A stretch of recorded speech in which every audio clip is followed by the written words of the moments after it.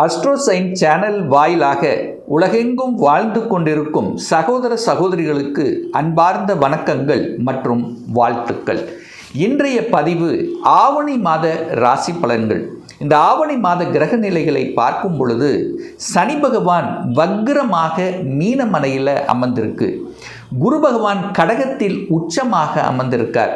இந்த மாதம் ஆவணி மாதம் சூரிய பகவான் இந்த மாதம் முழுவதும் சிம்ம மனையில் கேதுவோட இணைந்து இருக்கிறது. செவ்வாய் பகவான் மிதுன மனையில் வீற்றிருக்க, ராகு பகவான் கும்பத்திலும் கேது பகவான் சிம்மத்தில் அமர்ந்திருக்க, இந்த மாதம் பார்த்தீங்கன்னா புதன் பகவான் டிரான்சிட் ஆகுது. அதாவது கடகத்தில் இருக்கக்கூடிய புதன் பகவான் சிம்ம மனைக்கு பயிற்சி ஆகிறது இந்த ஆவணி மாதம் 5ஆம் தேதி. அதே போல் மீண்டும் ஆவணி மாதம் கரெக்டாக சொல்லப்போனால் ஆவணி மாதம் 21ஆம் தேதி புதன் பகவான் சிம்மத்திலிருந்து கன்னி மனைக்கு அங்கே உச்ச பலம் அடைய போகுது. அதே போல் சுக்கிர பகவானுடைய பெயர்ச்சியும் இந்த ஆவணி மாதம் 16ஆம் தேதி நடக்குது. அதன்படி பார்க்கும் பொழுது நீச்சமாக இருக்கக்கூடிய சுக்கிர பகவான் ஆட்சி பலத்தோட துலாம் மனைக்கு பயிற்சியாகிறது. இந்த கிரக அமைப்புகளை வைத்துக்கொண்டு இந்த ஆவணி மாதம் என்ன பலன், எப்படி இருக்க போகுது, எதை செய்யலாம், எதை செய்யக்கூடாது, என்ன மாதிரியான தெய்வ வழிபாடு உகந்தது என்பதை பற்றி இந்த பதிவில் 12 ராசிகளுக்கும் டீட்டெயிலாக நம்ம பார்க்க போகிறோம். நம்ம சேனலை நீங்கள் ஃபஸ்ட்டு டைம் பார்ப்பவர்கள் என்றால் மறக்காமல் சப்ஸ்கிரைப் பண்ணிக்கிங்க. விருச்சிக ராசி அன்பர்களே, விருச்சிக ராசி விருச்சிக லக்னம் ஆவணி மாதம் எப்படி இருக்க போகுது? உங்கள் ராசி அதிபதி என்று சொல்லக்கூடியவர் செவ்வாய் பகவான். அவர் போய் 8ஆம் இடத்தில் உட்கார்ந்துருக்கார். 8ஆம் இடம் என்பது வலி, வேதனை, துக்கம், துயரம் என்று சொல்லக்கூடிய இடம் என்று சொன்னாலும் அதிர்ஷ்டத்தை கொடுக்கக்கூடிய இடமும் 8ஆம் இடம் தான். அப்போ நீங்கள் போய் 8ஆம் இடத்துல உட்காந்துருக்கீங்க. அப்போது வேலை பல அதிகமாக இருக்கும், அலைச்சல் திருச்சல் கொஞ்சம் அதிகமாக இருக்கும். நெகட்டிவ் விஷயத்துக்குள்ளே போகக்கூடாது. அல்லது உங்களுக்கு யாரெல்லாம் கெடுதல் செய்கிறார்களோ அவர்களை ஈஸியாக கண்டுபிடிக்கக்கூடிய ஒரு இடமும் அந்த 8ஆம் இடம்தான். அதாவது மறைந்துள்ள சில விஷயங்கள் கண்டுபிடிக்கக்கூடிய ஒரு இடத்தைன்னு சொல்லலாம். உங்களை யார் தொந்தரவு பண்ணுறான், யார் டிஸ்டர்ப் பண்ணுறான். ஆனால் அதே சமயத்தில் செவ்வாய் 8ல் அமர்ந்து கொண்டு 2ஆம் இடத்தை பார்க்குறார். கோபம்.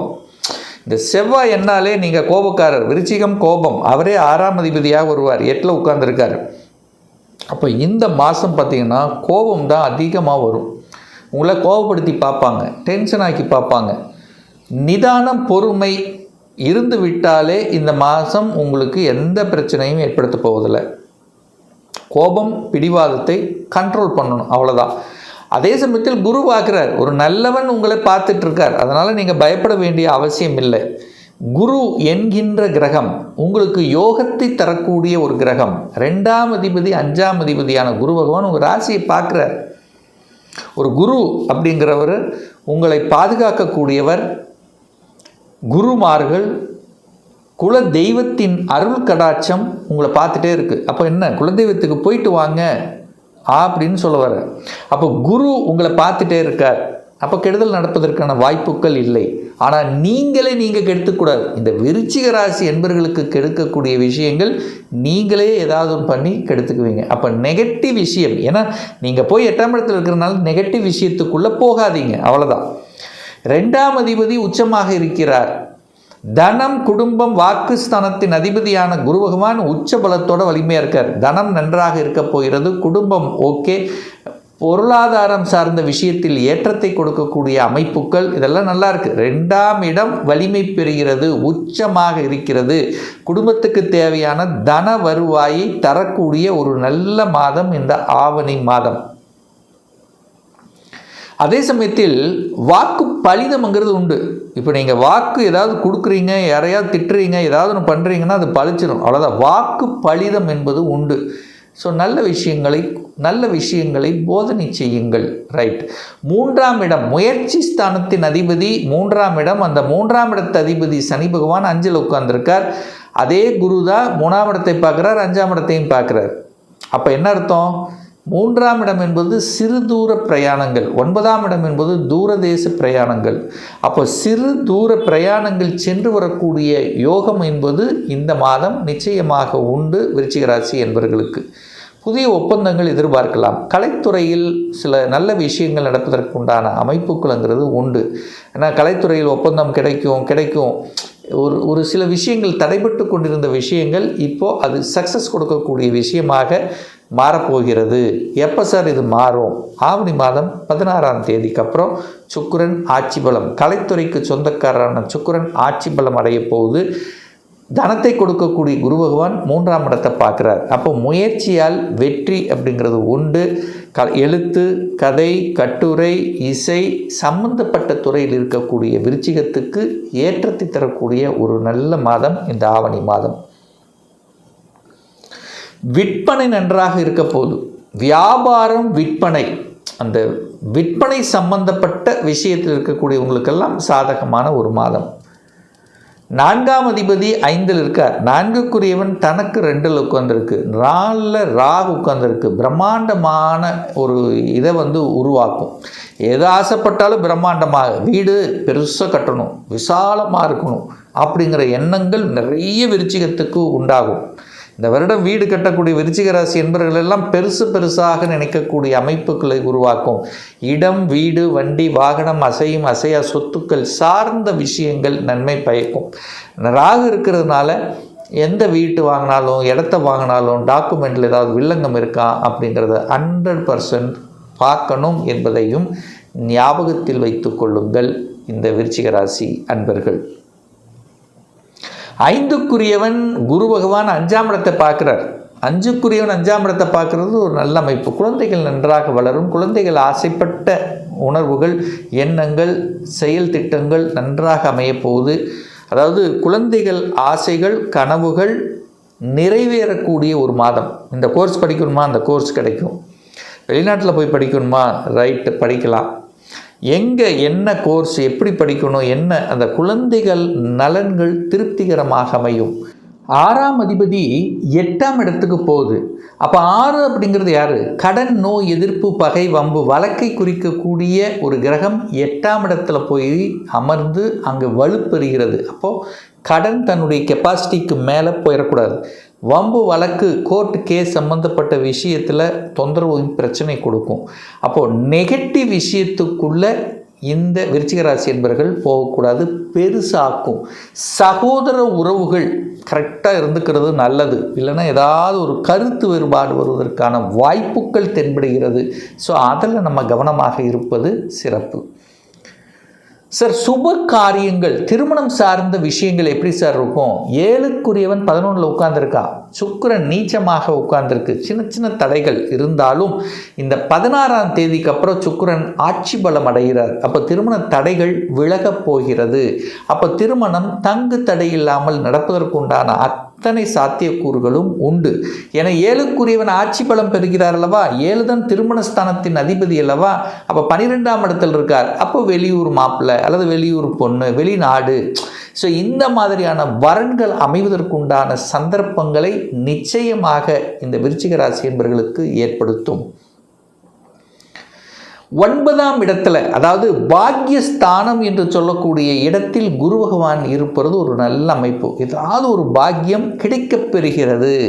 ஒன்று வேலையினால ஒரு நல்ல பாக்கியம், இல்லை தன பாக்கியம், இல்லை குழந்தை பாக்கியம். ஏன்னா குழந்தை பாக்கியம் கிடைக்காத இல்லாத இந்த விருச்சிகத்துக்கு இந்த மாதம் அற்புதமாக இருக்குது. எப்படி சார் சொல்கிறீங்கன்னா, குருத குழந்தை காரக கிரகம் குழந்தை ஸ்தானத்தை பார்க்கிறார். அப்போ குழந்தை காரக கிரகம் உச்சமாக இருந்து குழந்தை ஸ்தானத்தை பார்க்கக்கூடிய அமைப்பு ஒரு அற்புதமான ஒரு அமைப்பு.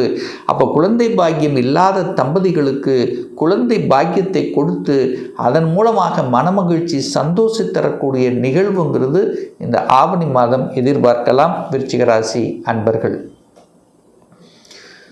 10ஆம் இடத்துல தொழில் ஸ்தானம் அப்படின்னு சொல்லக்கூடிய 10ஆம் இடத்தில் சூரியன் ஆட்சி பலம், சூரியன் வலிமை பெறுகிறது. சூரியன் வலிமை பெற்றாலே, அந்த சூரியனுங்கிறது ஒளி கிரகம் அல்லவா, வருடத்துக்கு ஒரு முறை. அப்போ இந்த ஆவணி மாதம் முழுவதும் சூரியன் ஆட்சி பலம். அப்போ சூரியன்னா தந்தை வலிமையாக இருக்கிறது. அதிகாரம் கிடைக்கப் போகிறது. அட்மினிஸ்ட்ரேஷன் இருக்க போகுது. ஒரு சிலர் MBA படிக்கணுங்கிற ஆசை உங்கள் மனசில் வரும்.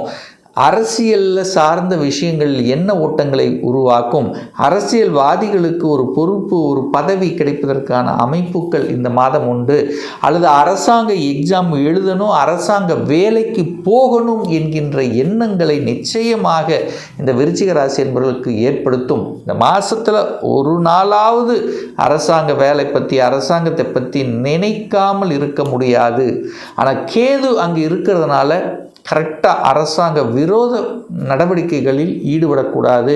சூரியனுங்கிற தந்தையோட கேது இருக்கிறனால சின்ன சின்ன ஹெல்த் தொந்தரவுகள் தந்தையை கரெக்டாக பார்த்து கொள்வது இந்த விருச்சிகத்துக்கு சிறப்பு அப்படிங்கிறத சொல்ல வர. 11ஆம் அதிபதி இந்த மாதம் பார்த்திங்கன்னா உச்சமாக இருக்க போகிறார். எப்போ சார் இது நடக்குது? ஆவணி மாதம் 21ஆம் தேதி புதன் உச்சமாக இருக்கிறார். 9க்குரியவன் 8க்குரியவன் உச்சமாக போகிறார். அப்போது 8 வலிவேதனை லாபம். அப்போ வலிவேதனை கொடுத்து கொண்டிருந்த விஷயங்கள் அப்படியே லாபமாக மாறப்போகிறது அப்படின்னு எடுத்துக்கலாம். அப்போது புதன் வலிமை பெற்றால் புத்திசாலித்தனம் வலிமை பெறுகிறது, அறிவு சிந்தனைகள் வலிமை பெறப்போகிறதுன்னு அர்த்தம். புத்திசாலித்தனம் மிக்க துறைகள் தொழில்கள், இந்த அக்கௌண்ட்டு ஆடிட்டிங் கணக்கு சம்பந்தப்பட்ட விஷயங்கள், தகவல் தொடர்பு துறை, கம்யூனிகேஷன், நடிப்பது, இந்த மாதிரி அந்த எழுத்து சம்பந்தப்பட்ட இதில் இருக்கிறவங்களுக்கெல்லாம் நல்லபடியாக ஒரு ஏற்றத்தை கொடுக்கக்கூடிய ஒரு நல்ல மாதமாகவே அமையிருக்கிறது. இந்த விருச்சிக ராசி என்பர்கள் வழிபடக்கூடிய தெய்வம் இந்த ஆவணி மாதம்னு பார்த்தீங்கன்னா, இந்த ஆவணி மாதத்து ஸ்பெஷல் என்னென்னா 19ஆம் தேதி ஆவணி 19ஆம் தேதி 5/9/2026 சனிக்கிழமை என்று சனி பகவானுடைய ஜெயந்தி. அதாவது சனி ஜெயந்தி, சனி பகவானுடைய பிறந்த நாள். ஸோ அன்றைக்கி என்ன சார் பண்ணணும்? நவகிரகத்தில் இருக்கக்கூடிய சனி பகவானை வழிபடுவது ரொம்ப நல்லது. யாரெல்லாம் வழிபடலாம்? யாருக்கெல்லாம் சனி புத்தி நடந்துட்டுருக்கு, யாருக்கெல்லாம் முயற்சியில் சரியாக ஒரு முயற்சி இல்லை, ஒரு மாதிரி டல்லாக இருக்குது, சோம்பேறித்தனமாகவே இருந்துகிட்ருக்கு, வீடு வண்டி வாகனங்கள் அமைக்க முடியல, ஹெல்த்தில் பிரச்சனை, கடன் பிரச்சனை, தொழிலில் பிரச்சனை இருக்கிறவங்கெல்லாம் அன்றைய தினம் வழிபடுவது ரொம்ப ரொம்ப நல்லது. அதே போல் இந்த மாதம் பார்த்திங்கன்னா உங்கள் ராசிநாதனுடைய பிறந்த நாள் வருது. சார் என்றைக்கு சார் வருது அப்படின்னா, ஆவணி மாதம் 26ஆம் தேதி 12/9/2026 சனிக்கிழமை அன்று செவ்வாய் பகவானுடைய ஜெயந்தி பிறந்த நாள். அன்றைய தினம் முருகப்பெருமானை வழிபடுவதும் நவகிரகத்தில் இருக்கிற செவ்வாய் பகவானை வழிபடுவதும் ரொம்ப சிறப்பு. உங்களை பற்றி உங்களை உயர்த்துவதற்கு அந்த செவ்வாய் பகவானை அதாவது வலிமைப்படுத்துவதற்கு அன்றைய நாள் ரொம்ப நல்லது. நீங்கள் என்ன கேட்குறீங்களோ அதை கொடுப்பார். சார் நார்மலாகவே செவ்வாய் என்னாலே சகோதர வழியில் ஏதாவது ஒரு பிரச்சனை இருக்கா, இல்லை திருமணம் சார்ந்த விஷயத்தில் ஏதாவது பிரச்சனை இருக்கா, இல்லை கடன் நோய் எதிர்ப்பு பகையில் பிரச்சனை இருக்கா, இடத்த வாங்க முடியல அப்படின்னு நினைக்கிறவங்க, இல்லை அதிகாரத்துக்கு போக முடியல அப்படின்னு நினைக்கிறவங்கெல்லாம் அன்னைக்கு வழிபடுவது அனைத்து விதத்திலும் உங்களுக்கு மேன்மையை ஏற்படுத்தி கொடுக்கும். இன்னும் ஒரு துல்லிய பலன் உங்களை பற்றி தெரிஞ்சுக்கணும். 2026 எப்படி இருக்க போகுது? என்னுடைய விதியில் சொந்த தொழிலா அல்லது வேலையா? சொந்த தொழில் செய்வதற்கான கொடுப்பினை இருக்கா? அப்படி இருக்கக்கூடிய பட்சத்தில் எப்போ நம்ம சொந்த தொழிலை ஆரம்பிக்கலாம்? திருமணம் தடைப்பட்டு கொண்டே இருக்கிறது, எப்போ தான் சார் திருமணம் நடக்கும்? எப்போ குழந்தை பாக்கியம் கிடைக்கும்? எந்த கோர்ஸ் எடுத்து படித்தா நம்முடைய ஃப்யூச்சர் நன்றாக இருக்கும்? எப்போ ப்ரமோஷன் கிடைக்கும்? எப்போ வீடு கட்டுவேன்? இது போன்ற கேள்விகளுக்கு துல்லியமான பதிலை நம்மால் கூற முடியும். ஒரு பர்சனல் கன்சல்டேஷன் எடுத்துக்கணும், ஒரு சுயஜாதகம் பார்க்கணும் என்று விருப்பப்படக்கூடிய அன்பர்கள் டிஸ்பிளே தெரியக்கூடிய நம்பருக்கு வாட்ஸ்அப் மூலமாகவோ ஃபோன் கால் மூலமாகவோ தொடர்பு கொண்டு அப்பாயின்மெண்ட் பெற்றுக்கொண்டு கன்சல்டேஷன் எடுத்துக்கலாம். நம்மளுடைய அலுவலகம் கோயம்புத்தூரில் அமைந்துள்ளது. அதாவது கோயம்புத்தூரிலிருந்து மேட்டுப்பாளையம் செல்லும் வழியில் வெள்ளக்கிணர் பிரிவு அன்னபூர்ணா ஹோட்டலுக்கு பக்கத்தில் அமைந்துள்ளது. பிரியர் அப்பாயின்மெண்ட் வாங்கிட்டு நேரடியாக கன்சல்டேஷன் எடுத்துக்கலாம்.